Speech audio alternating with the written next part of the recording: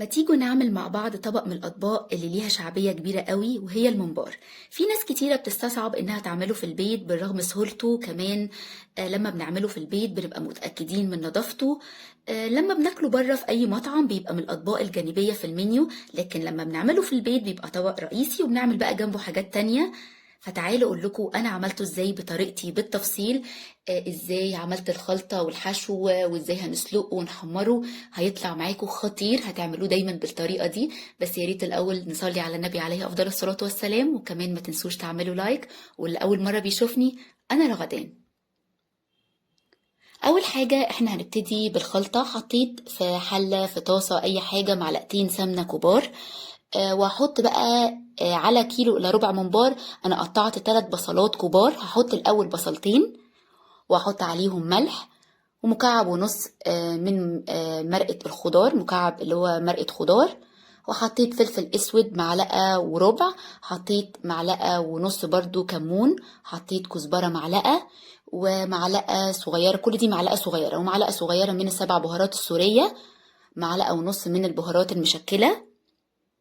وهنقلب البصل كده لمدة دقيقة. بصوا اللي هو يدبل شوية، مش اللي هو ياخد لون ولا اي حاجة. بعد كده بقى انا كنت مقطعة فلفل حامي، وحدايتين كده من الفلفل الحامي، ومعلقة صغيرة من الثوم، معلقة كبيرة من الهريسة، وهقلبهم كده برضو شوية صغيرين.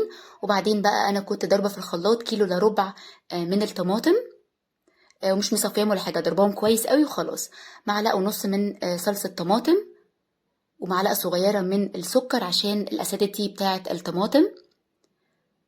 هسيبهم بقى على النار. انا مش بسبكهم تسبيك 100%. حطيت شطة، طبعا الشطة اختياري. انا بسبكهم كده نص تسبيكة تقريبا.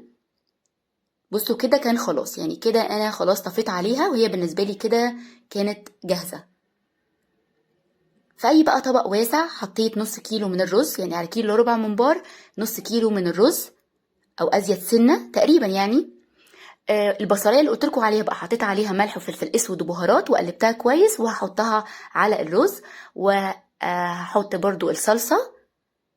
دول بقى كزبره وبقدونس وشبت، 3 حزم، حزمه من كل واحده، بس الحزمه تبقى كبيره شويه لان الممبار بيبقى حلو فيه الخضره كتير اكتر كمان من المحشي.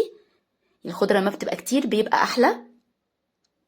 هحط بقى في الوقت ده زيت، يعني 5 معالق زيت كده، وهظبط الملح. وحطيت كمان نعناع ناشف. حط بقى نص معلقة، معلقة صغيرة لو مش حابين خلاص، بس النعناع بيبقى حلو عامة في المحاشي. كده الخلطة جاهزة عشان نحشي الممبار.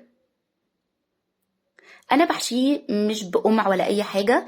طريقته سهلة جدا. بصوا انا بفتحه كده وبالمنظر ده كده بفضل ادخل الرز لغاية نص الممبار كده، وبعدين بقلبها من الناحية التانية، وبعدين بحشي برضو بنفس الطريقة.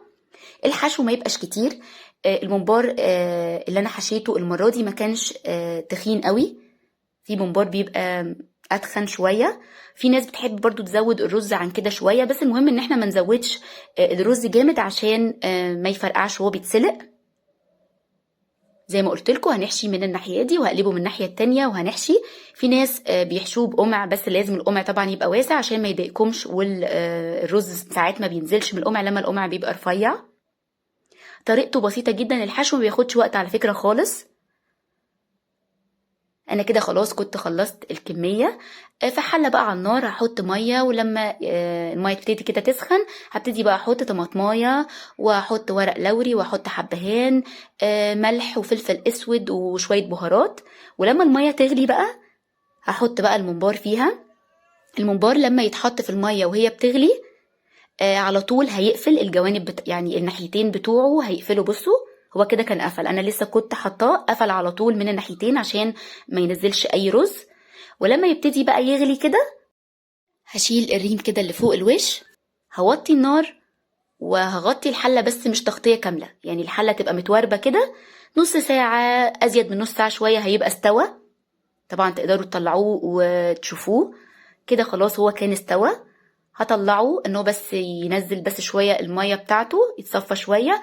انا قليته في الاير فراير. اللي عارفني هيعرف ان انا ما بحبش القليه والتحمير. انا قليته في الاير فراير على درجه حراره 200 على كل كده جنب 7-8 دقايق لغايه ما ياخد اللون اللي انتوا حابينه. كده كان خلاص.